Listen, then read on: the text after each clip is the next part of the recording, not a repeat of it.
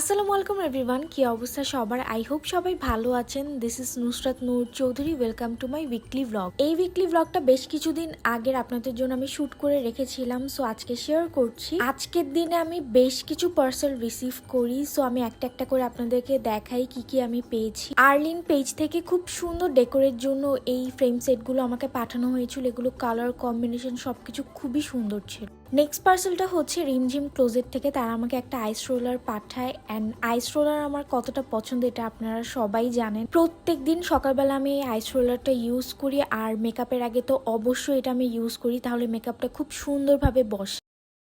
Next এই পার্সেলটা হচ্ছে ফেমিনিন এসেনশিয়ালস থেকে। আপনারা আমাকে অনেকে আস্ক করেন এই টাইপের ব্রেসলেট কোথায় পাওয়া যাবে, so please do visit their page. আপনারা এই টাইপের আরও জুয়েলারিস পেয়ে যাবেন তাদের পেজে।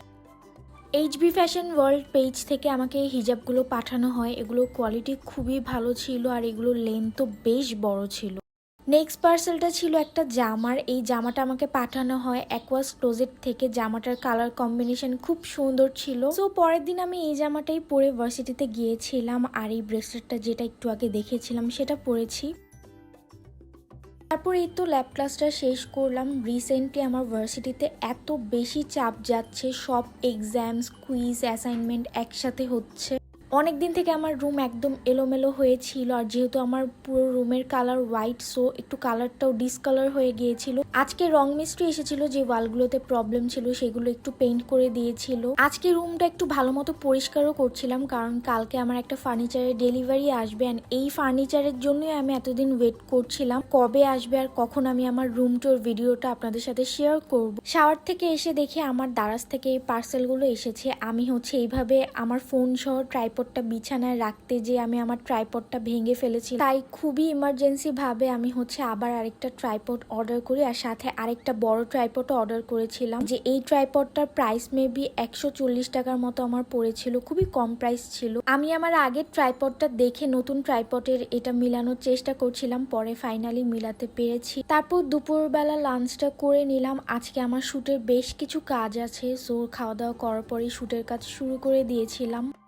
পরের দিন আমার একটা মিটিং ছিল, সো সেটা শেষ করে আমি আপু চলে আসলাম ইয়ামচাতে আমরা খাওয়া দাওয়া করেছিলাম।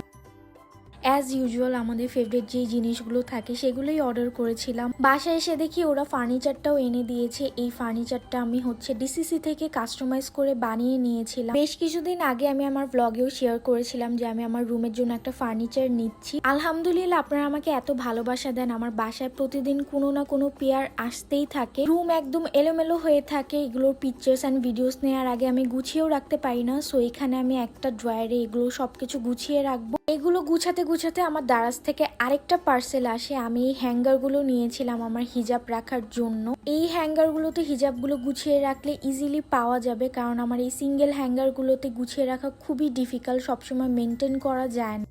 কালার প্যালেটগুলো মেনটেন করে আমি এক একটা হ্যাঙ্গারে এইভাবে সাজিয়ে নিয়েছিলাম সবগুলো হিজাব।